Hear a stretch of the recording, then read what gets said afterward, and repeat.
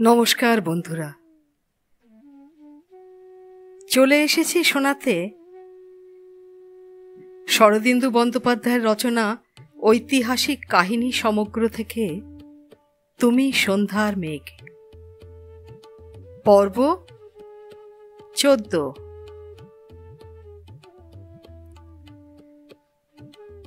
গুপ্ত মন্তগৃহে প্রবেশ করিতে গিয়া রাজা দেখিলেন লম্বোদর দ্বারের কাছে দাঁড়াইয়া আছে। তিনি কোনো প্রকার ভনিতা না করিয়া বলিলেন, তোকে আমি শুলে দেব। লম্বোদর হাত জোড়ো করিল, বলিল, আয়ুষ্মান, আমি নির্দোষ। তুই সব নষ্টের মূল। শিল্পীটাকে ঘরে পুষে রেখেছিলি। প্রভু, শিল্পীটা আমার শ্যালীকে নিয়ে পালিয়েছে। ভালো করেছে, এবার তোকে শুলে দেব আমি। লম্বোদর বলিল, মহারাজ, আমি বাধা না দিলে বিগ্রহপাল রাজকন্যাকে নিয়ে পলায়ন করত। মহারাজ এ কথাটা চিন্তা করেন নাই। লম্বোদর ষড়যন্ত্রে থাকিলে যৌবনশ্রী পা জড়াইয়া ধরিয়া নিজেই ষড়যন্ত্র পণ্ড করিয়া দিত না। তিনি অঙ্গুলির ইঙ্গিতে লম্বোদরকে মন্ত্রগৃহে প্রবেশ করিতে বলিলেন। চারিদিকে গুপ্তশত্রু পরিবৃত হইয়া মহারাজ মনে মনে অস্বাচ্ছন্দ্য বোধ করিতেছিলেন। এখন যেন সহায় পাইলেন। যাক, তবু একজন বিশ্বাসী মানুষ আছে। মন্ত্রগৃহে দ্বার বন্ধ করিয়া দুজনে মুখোমুখি বসিয়া আলোচনা হইল। পরস্পরের সহিত সংবাদ বিনিময়ের ফলে ষড়যন্ত্রের প্রক্রিয়া স্পষ্ট হইল। বিগ্রহপালকে তাড়া করিয়া কোনো লাভ আছে কিনা তাহাও আলোচিত হইল। বিগ্রহপাল সম্ভবত নদীপথেই পলাইয়াছে, কিন্তু এত বিলম্বে আর বোধহয় তাহাকে ধরা যাইবে না। তবু রাজা সোনের ঘাটে একদল অশ্বারোহী পাঠাইলেন। লম্বোদর সঙ্গে গেল। বলা বাহুল্য, বিগ্রহপালের নৌকা বহু পূর্বেই ঘাট হইতে অদৃশ্য হইয়াছিল। সূর্যাস্তের পর লম্বোদর ক্লান্ত অবসন্ন দেহে গৃহে ফিরিল। আজিকার দিনটা যেন বিভীষিকাপূর্ণ। প্রাণ বাঁচিয়াছে বটে, কিন্তু মন ক্ষত বিক্ষত। কর্তব্য করিতে গেলে পদাঘাত মুষ্ঠাঘাত, আর না করিলে রাজরোষ লাঞ্ছনা। তাহাও সহ্য হয়, কিন্তু বান্ধুলি, তাহার চোখের উপর দিয়া বান্ধুলি চলিয়া গিয়াছে। মধুকরের ঘোড়ায় চড়িয়া তাহার গলা জড়াইয়া চলিয়া গিয়াছে। বেতসী দ্বার পিণ্ডিকার বাহিরে দাঁড়াইয়া ব্যাকুল নয়নে পথের পানে চাহিয়াছিল। স্বয়ংবর সভায় কি একটা গোলমাল হইয়াছে এটুকু তাহার কানে আসিয়াছিল। তার অনিশ্চয়তার দুশ্চিন্তায় সে দ্বীপ্রহর হইতে গৃহের সম্মুখে দাঁড়াইয়া কাটাইয়াছে। মধ্যাহ্নে অন্নগ্রহণের কথাও মনে ছিল না। লম্বোদর স্বয়ংবরের সহিত ঘনিষ্ঠভাবে জড়িত। কি জানি কি ঘটিয়াছে। তারপর সন্ধ্যার সময় লম্বোদরকে আসিতে দেখিয়া সে ছুটিয়া গিয়া তাহার হাত ধরিল। প্রদোষের ম্লান আলোকে লম্বোদরের মুখ দেখিয়া বেতসীর বুক ধড়াস করিয়া উঠিল, যেন সর্বস্ব হারার মুখ। বেতসীর মনে অনেক প্রশ্ন জমা হইয়াছিল, কিন্তু একটি প্রশ্ন সে মুখে আনিতে পারিল না। নীরবে হাত ধরিয়া সে লম্বোদরকে গৃহের মধ্যে লইয়া গেল। পিঠিকায় বসাইয়া তাহার পা ধুইয়া দিল। মুখে জল দিয়া গামুছায় গা মুছাইয়া লম্বোদরের দেহ অনেকটা সুস্থ করিল। বেতসী তাহাকে শয়নকক্ষে লইয়া গিয়া নিজের শয্যায় বসাইয়া বলিল, আমি তোমার খাবার নিয়ে আসি। বেতসী খাবার আনিতে গেল। লম্বোদর শয্যায় বসিয়া রহিল। ঘরের মধ্যে অন্ধকার ঘন হইতেছে। এ জগতে কেহ কাহার নয়। সব বিচ্ছিন্ন, সংযোগহীন, নিরর্থক, জীবন শূন্য। কেবল বুকের মধ্যে একটা অবশ বেদনা হৃদস্পন্দনের কাছে ধুক ধুক করিতেছে। বেতসী খাদ্য পানীয় আনিয়া সম্মুখে দাঁড়াইল। বলিল, আমি খাইয়ে দিচ্ছি। লম্বোদর কি খাইল কিছুরই স্বাদ পাইল না। কপিত্থৎ সুরভিত তক্র, তাহারও স্বাদ নাই। পানাহার শেষ হইলে বেতসী বলিল, তুমি শো, আমি তোমার মাথায় হাত বুলিয়ে দিই। দীপ জ্বালব? না বলিয়া লম্বোদর শয়ন করিয়া চক্ষু মুদিল। বেতসী শিয়রে বসিয়া লঘু হস্তে চুলের মধ্যে অঙ্গুলি সঞ্চালন করিতে লাগিল। ধীরে ধীরে লম্বোদর যেন তন্দ্রাচ্ছন্ন হইয়া পড়িল। সংসারে কোনো কিছুরই অর্থ হয় না। রাজকার্য, গুপ্তচর বৃত্তি, বান্ধুলি সব অলিক, মিথ্যা, মিথ্যা। পূর্ব গগনে চাঁদ উঠিতেছে, পূর্ণিমা চাঁদ। শয্যার উপর চাঁদের আলো বাতায়ন দিয়ে আসিয়া পড়িল, যেন শুভ্র ফুলের আস্তরণ বিছাইয়া দিল। সেই আলোতে লম্বোদরের মুখের পানে চাহিয়া বেতসী আর আত্মসংবরণ করিতে পারিল না। অদম্য বাষ্পোচ্ছ্বাস তাহার বুকের মধ্যে আলোড়িত হইয়া উঠিল। সে নত হইয়া লম্বোদরের মাথাটা বুকে চাপিয়া ধরিল। লম্বোদর চমকিয়া চোখ খুলিল। এ কি? চাঁদের আলোয় ঘর ভরিয়া গিয়াছে। তাহার মনে হইল সে যেন এক অন্ধকারময় দুঃস্বপ্নের পঙ্ককুণ্ড হইতে উঠিয়া আসিল।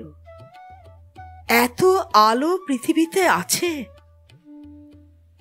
আলো আছে, মাধুর্য আছে, স্নেহ মমতা আছে।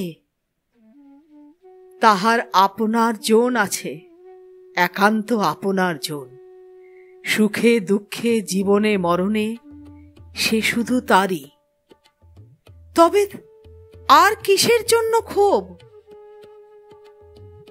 দুই বিন্দু আত্মপ্ত অশ্রু লম্বোদরের গণ্ডের উপর পড়িল। সে হাত বাড়াইয়া বেতসীকে বুকের কাছে টানিয়া লইল। পুরাতন চিরাভ্যস্ত স্নেহাদ্র স্বরে ডাকিল, বেতসী। পরদিন প্রভাতে জাতবর্মা সস্ত্রীক স্বদেশ প্রত্যাগমনের জন্য প্রস্তুত হইলেন। বীরশ্রী প্রথমে ঠাকুরানীর ঘরে গেলেন। অম্বিকা তাহার প্রিয়তমা নাতনির গলা জড়াইয়া অশ্রু বিসর্জন করিলেন। তারপর বলিলেন, তোর সঙ্গে আর দেখা হবে না, কিন্তু তুই এর পাপুড়িতে থাকিস না। স্বামীকে নিয়ে নিজের দেশে চলে যা। এ রাজ্যের আর ঈশ্বর নেই। পাপের ঘরা পূর্ণ হয়েছে। বিধাতার অভিশাপ। রাজা পুত্রহীন, তার ওপর এত পাপ। এ বংশ আর বেশি দিন নয়। বীরশ্রী বলিলেন, কিন্তু দিদি, যৌবন আর কি হবে? অম্বিকা বলিলেন, যৌবনার ভালোই হবে, দেশ শুদ্ধ লোকের সামনে সে বিগ্রহ পানের গড়ায় মারা দিয়েছে। এখন আর অন্য কোন রাজা তাকে বিয়ে করবে না। তোর বাপ কতদিন তাকে বন্ধ করে রাখবে? তুই দেখিস, যৌবনার ভালোই হবে। বাপ যত বড় দুরাচারী হোক, এ বংশের কোনো মেয়ে কোনো দিন অসুখী হয়নি। ঠাকুরানীর পদধূলি মাথায় লইয়া চোখ মুছিতে মুছিতে বীরশ্রী বিদায় লইলেন। পিতামহীর সহিত জীবনে আর দেখা হইবে না। পিত্রালয়ে আর কখনো আসিবেন সে সম্ভাবনাও অল্প। সেখান হইতে বীরশ্রী যৌবনার নিকটে গেলেন। রঙ্গিনী খোলা তরোয়াল হাতে দ্বারের পাশে দাঁড়াইয়াছিল। বীরশ্রীকে আসিতে দেখিয়া তাহার কঠিন মুখ আরো কঠিন হইয়া উঠিল। বীরশ্রী কাছে আসিলে সে বলিল, বড় কুমারী, এ ঘরে প্রবেশ নিষেধ। বীরশ্রী ভ্রুক্ষেপও করিলেন না, যেন রঙ্গিনী নাম্নী দাসীকে দেখিতেই পান নাই। কিন্তু তিনি কক্ষে প্রবেশ করিলেন না, বাহির হইতেই ডাকিলেন, যৌবনা। যৌবনশ্রী আসিয়া দ্বারের কাছে দাঁড়াইলেন। তিনিও দ্বার অতিক্রম করিলেন না। দুই বোন দ্বারের দুদিক হইতে পরস্পরের পানে চাহিলেন। দুজনের চক্ষুই অশ্রুপূর্ণ হইয়া উঠিল। কাল যৌবনশ্রীর রূপ ছিল নবদ্বীপভিন্ন হিমচম্পকের ন্যায়। আজ সেই রূপ শুকাইয়া শীর্ণ হইয়া গিয়াছে। চোখের কোলে ছায়া, কেশ বেশ অবিন্যস্ত, অঙ্গ নিরাভরণ। বীরশ্রী হৃদয় মথিত করিয়া দীর্ঘশ্বাস পড়িল। কিন্তু রঙ্গিনীর সম্মুখে অধিক হৃদয়াবেগ প্রকাশ করা চলিবে না। বীরশ্রী কণ্ঠস্বর দৃঢ় করিয়া বলিলেন, যৌবনা, আজ আমরা চলে যাচ্ছি। এই কথা কয়টির মধ্যে কি ছিল জানি না, তাহাদের হৃদয়াবেগ আর শাসন মানিল না। দুজনে ছুটিয়া আসিয়া পরস্পরের কণ্ঠলগ্না হইলেন। রঙ্গিনী কিংকর্তব্য বিমূঢ় হইয়া তলোয়ার হাতে কাঠের পুতুলের মতো দাঁড়াইয়া রহিল। তাহার ঘোর বিপদ। একদিকে রাজা, অন্যদিকে দুই রাজকন্যা। আগু হইল রাম, পিছু আইলে রাবণ। বীরশ্রী ভগ্নীর কানে কানে বলিল, আমরা যাবার সময় পাটালিপুত্রে থামব, তুই বিগ্রহকে কিছু বলবি?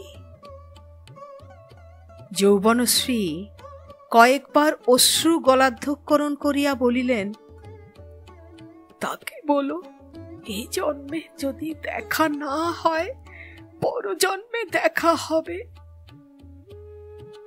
বীরশ্রী বলিলেন, এ জন্মেই দেখা হবে। তোকে বিগ্রহের কোলে যদি না তুলে দিতে পারি, বৃথায় আমি তোর দিদি। আরো খানিক কান্নাকাটি হইল। তারপর বীরশ্রী চলিয়া গেলেন। রঙ্গিনী হাঁফ ছাড়িয়া বাঁচিল।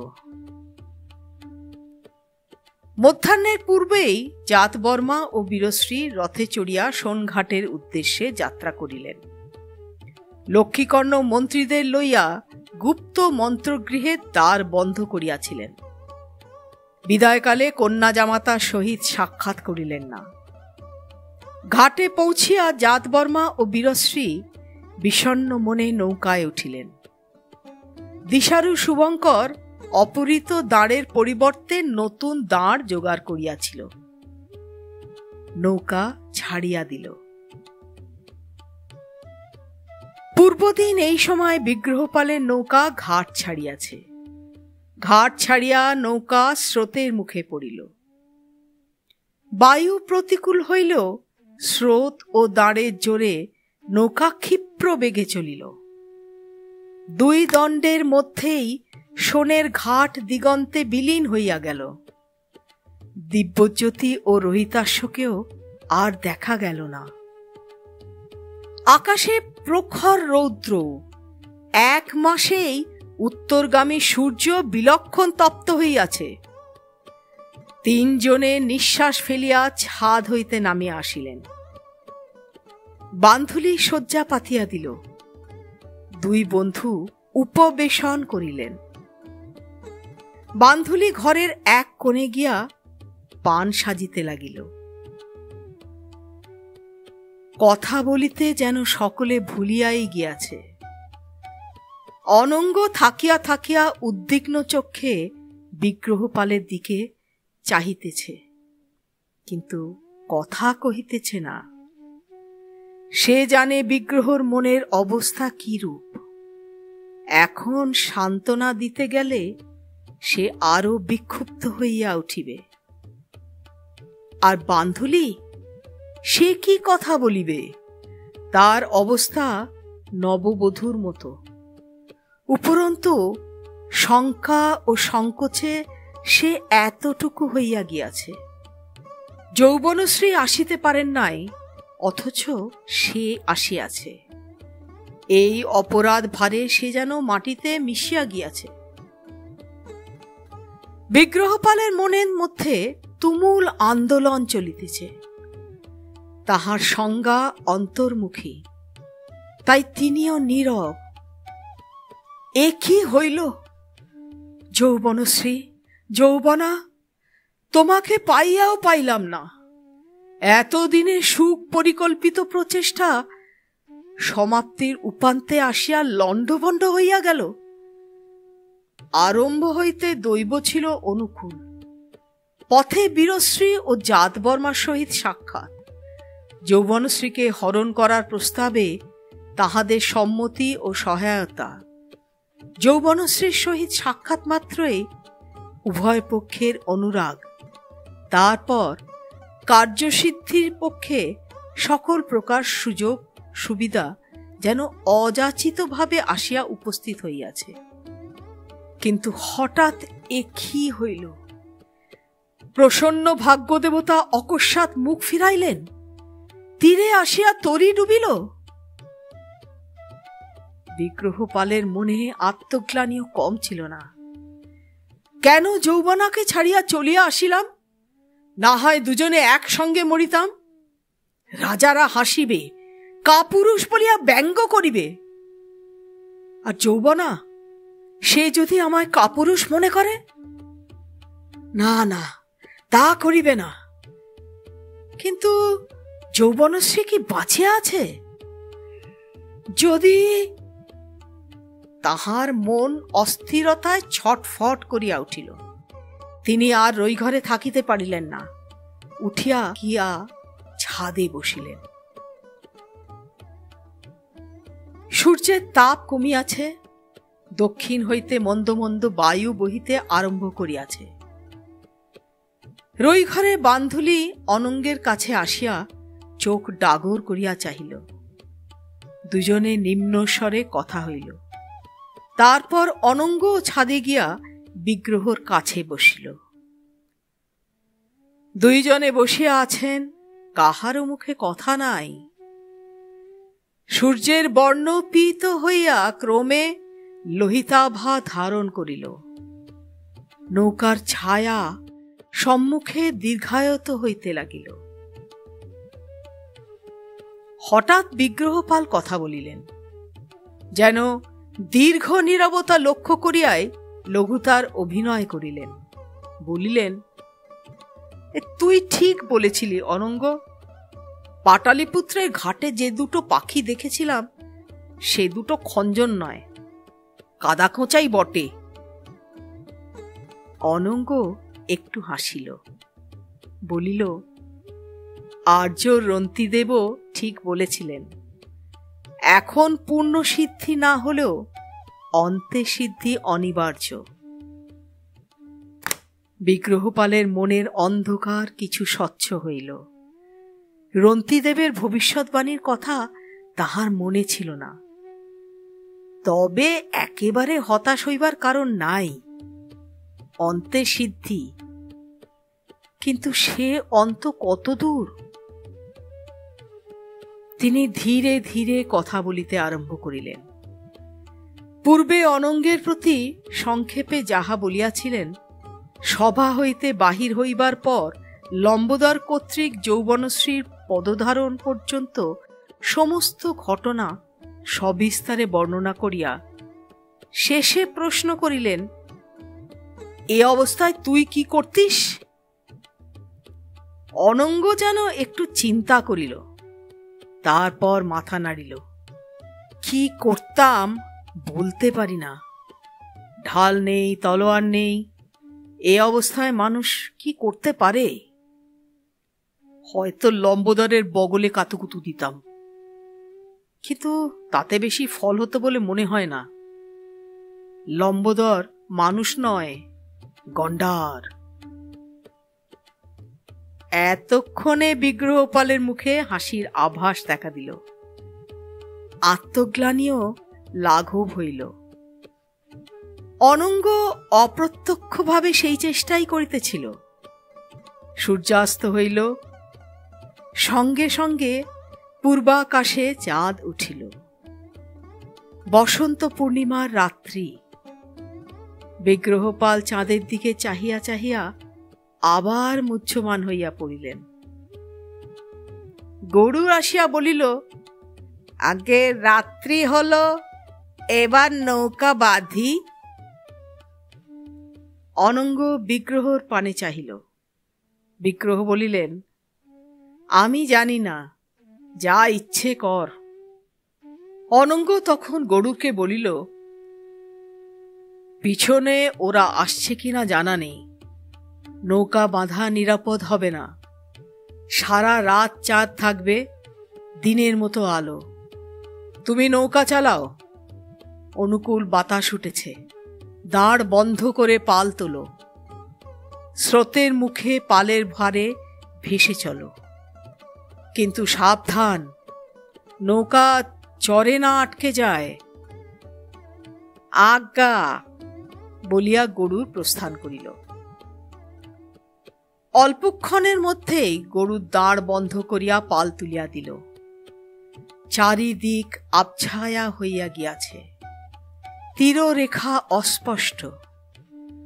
নৌকার সম্মুখে গরুর বসিয়াছে, পেছনে আছে হালি।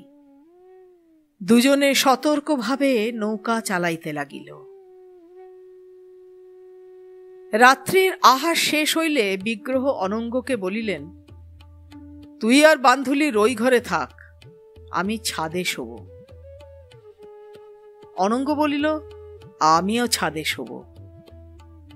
বিগ্রহ বলিলেন, কিন্তু একা বান্ধুলির ভয় করবে না? অনঙ্গ মুখ টিপিয়া বলিল, আমি থাকলেই ওর ভয় বেশি। চল শুই গিয়ে। ছাদে শয্যা রচনা করিয়া দুই বন্ধু শয়ন করিল। মুক্ত আকাশের তলে জ্যোৎস্নার প্লাবনে যেন ভাসিয়া চলিলেন। বিগ্রহপাল ভাবিতে লাগিলেন, যৌবনা যদি আজ এই নৌকায় থাকিত, পৃথিবীতে স্বর্গ নামিয়া আসিত। ভাবিতে ভাবিতে তাহার চক্ষু বাষ্পাকুল হইয়া উঠিল। ক্রমে রাত্রি গভীর হইল। ক্লান্ত পীড়িত মন লইয়া একে একে সকলে ঘুমাইয়া পড়িলেন। কেবল গরুর ও হালি সারা রাত্রি জাগিয়া নৌকা চালাইল। 3 দিন নদীবক্ষে যাপন করিয়া চতুর্থ দিনের পূর্বাহ্নে বিগ্রহপাল পাটালিপুত্রের রাজঘাটে পৌঁছাইলেন। মহারানী পুত্রের মুখ দেখিয়াই বুঝিলেন কিছু ঘটিয়াছে, কিন্তু তিনি কুশল প্রশ্ন করিবার পূর্বেই বিগ্রহপাল বলিলেন, মা, দেখো অনঙ্গ কেমন বউ এনেছে। বান্ধুলি মহারানীকে প্রণাম করিল। মহারানী বিস্ময়ে উৎফুল্ল মুখে তাহাকে কাছে টানিয়া লইলেন। তাহার ভীত লজ্জিত মুখখানি ভালো করিয়া দেখিলেন, বলিলেন, ও মা, কি সুন্দর বউ! এমন বউ কোথায় পেলি অনঙ্গ? অনঙ্গ ঘাড় চুলকাইতে লাগিল। বিগ্রহ বলিলেন, ওসব পরে শুনো, ওদের এখনো বিয়ে হয়নি, তোমাকে বিয়ে দিতে হবে। এখন এদিকে সংবাদ বলো, মহারাজা কেমন আছেন? রানী বলিলেন, মহারাজ অসুস্থ। অসুস্থ? হ্যাঁ, কিছুদিন থেকে শরীর ভালো নেই। তোরা তার কাছে যা। তোদের আসার খবর পেয়েছেন, বিরাম কোষ্ঠে আছেন। বিগ্রহ ও অনঙ্গ বান্ধুলিকে মায়ের কাছে রাখিয়া মহারাজ নয়পালের নিকটে গেলেন। নয়পাল প্রাসাদের একটি কক্ষে দিবাশয্যায় অর্ধশয়ান অবস্থায় বিশ্রাম করিতেছিলেন। একজন সংবাহক পদসেবা করিতেছিল। মহারাজের শরীর কিছু কৃশ, মুখের চর্ম শিথিল ও রেখাঙ্কিত হইয়াছে, কিন্তু তিনি শয্যাশায়ী হন নাই।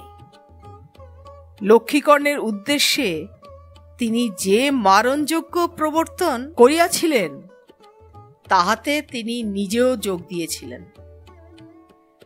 কুম্ভক রেচকাদি প্রক্রিয়ার ফলে লক্ষ্মীকর্ণের যত না অনিষ্ট হোক, তিনি নিজে বিপন্ন হইয়া পড়িয়াছিলেন। তাহার অভ্যন্তরীণ যন্ত্রপাতি ওলট পালট হইয়া গিয়াছিল। অজীর্ণ ও অনিদ্রার রোগ ধরিয়াছিল। বিগ্রহ ও অনঙ্গ আসিয়া পদবন্দনা করিলে তিনি শয্যায় উঠিয়া বসিলেন। সংবাহককে বিদায় দিয়া কুশল প্রশ্নাদি করিলেন। তারপর জিজ্ঞাসা করিলেন, কোথায় কোথায় গিয়েছিলে? কোন কোন দেশ দেখলে? এখনই পিতাকে সব বলার সংকল্প বিগ্রহপালের ছিল না, কিন্তু সরাসরি মিথ্যা কথাও বলিতে পারিলেন না। বলিলেন, কেবল ত্রিপুরী গিয়েছিলাম। মহারাজ উচ্চকিত হইয়া চাহিলেন। ত্রিপুরী? অর্থাৎ লক্ষ্মীকর্ণের কন্যার স্বয়ংবরে? বিগ্রহ কুণ্ঠিত স্বরে বলিলেন, আজ্ঞা মহারাজ। নয়পাল বিরক্ত হইলেন। অনাহুত শত্রু রাজ্যে গিয়েছিলে? লক্ষ্মীকর্ণ মহাপিশুন, সে যদি অসহায় পেয়ে তোমাকে হত্যা করত? কি জন্য গিয়েছিলে? যাবার আগে আমায় বলনি কেন? বিগ্রহপাল অধোমুখে রহিলেন। অনঙ্গ তখন সম্মুখে আসিয়া করজোড়ে বলিল, মহারাজ, যদি অনুমতি হয় আমি সব কথা বলতে পারি। নয়পাল তাহার প্রতি অপ্রসন্ন দৃষ্টি নিক্ষেপ করিয়া কহিলেন, বলো। অনঙ্গ তাহার পদপ্রান্তে বসিয়া সব কথা বলিল। শুনিতে শুনিতে মহারাজের অপ্রসন্নতা দূর হইল। তিনি উত্তেজিত হইয়া উঠিলেন। আখ্যান শেষ হইলে তিনি শয্যা হইতে লাফ হইয়া উঠিয়া বলিলেন, যৌবনশ্রী স্বয়ংবর সভায় বিগ্রহের গলায় বরমাল্য দিয়েছে? তবে তো যৌবনশ্রী আমার পুত্রবধূ। লক্ষ্মীকর্ণ তাকে আটকে রাখে কোন স্পর্ধায়? অনঙ্গ যখন মহারাজকে কাহিনী শুনাইতেছিল, বিগ্রহপাল তখন বাতায়নের সম্মুখে গিয়া বাহির দিকে তাকাইয়াছিলেন। এখন তিনি সচকিত হইয়া ফিরিয়া দাঁড়াইলেন। তাহার মুখ আনন্দে ভরিয়া উঠিল। তিনি দ্রুত গিয়া পিতার হাত ধরিলেন। মহারাজ, আপনি শান্ত হন, আপনার শরীর অসুস্থ। মহারাজ কিন্তু শান্ত হইলেন না। বলিলেন, তোমরা যৌবনশ্রীকে আনতে পারলে না? অত্যন্ত পরিতাপের কথা, কিন্তু আমি ছাড়ব না। আমি এখনই লক্ষ্মীকর্ণের কাছে দূত পাঠাচ্ছি। সে যদি এই দণ্ডে আমার পুত্রবধূকে আমার কাছে পাঠিয়ে না দেয়, আমি যুদ্ধ করব, চেদি রাজ্য ছারখার করে দেব। বিগ্রহ ও অনঙ্গ মহারাজকে ধরিয়া শয্যায় বসাইয়া দিলেন। তিনি বলিতে লাগিলেন, মহারানী, মহারানী কোথায়? তিনি সংবাদ জানেন? তাকে ডেকে আনো, আমি যুদ্ধ করব। মহারানী কোথায়?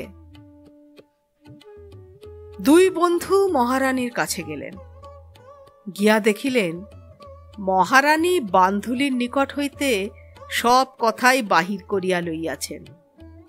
তিনি হাস্যবিম্বিত মুখে পুত্রের বুকের উপর স্নিগ্ধ করতল রাখিয়া বলিলেন, তুই ভাবনা করিস না, আমার ঘরের লক্ষ্মীকে আটকে রাখে এমন সাধ্য কারো নেই।